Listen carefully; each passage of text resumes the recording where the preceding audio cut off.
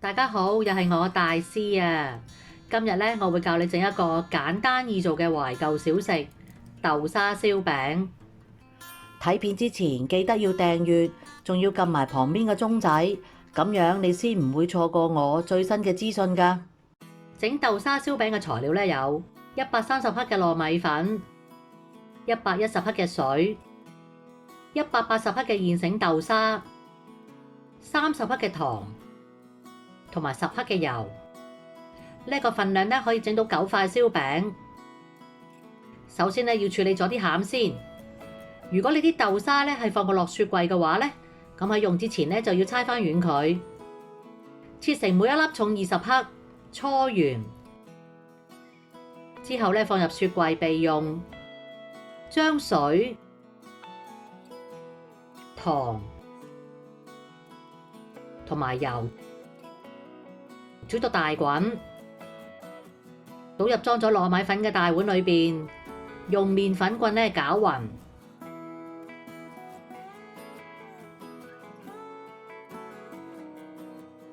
之後咧倒喺台面，用撳嘅方式咧將佢撈勻，千祈咧唔好用手搓，直至到變成一嚿光滑嘅粉團。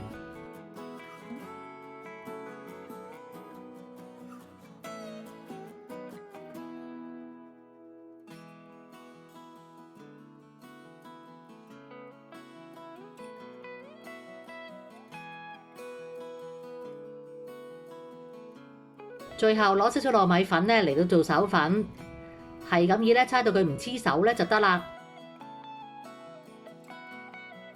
將個粉團咧平均分成9份，捏成一個兜，包入豆沙餡，封口。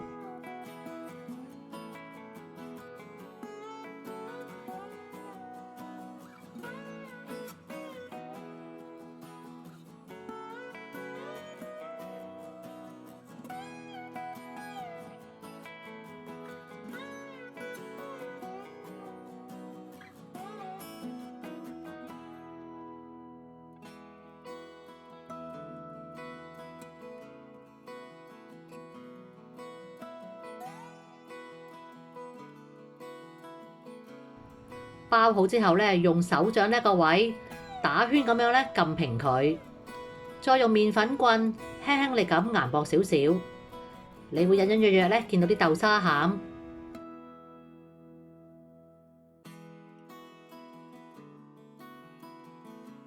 燒熱隻鑊，落少少油，用中火咧慢慢煎。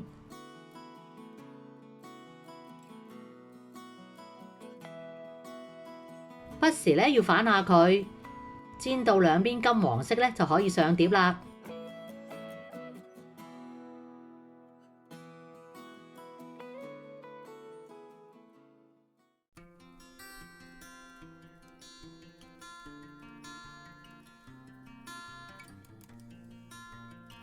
最好咧就趁熱食喎，因為凍咗咧個皮就會硬啲。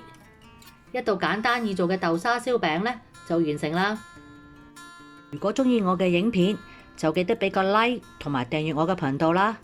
你亦都可以撳埋旁邊嘅鐘仔，就會收到我嘅最新影片通知。如果有問題想問嘅話，歡迎喺下面留個 comment，我會盡快覆你哋㗎啦。下次再見啦，拜拜。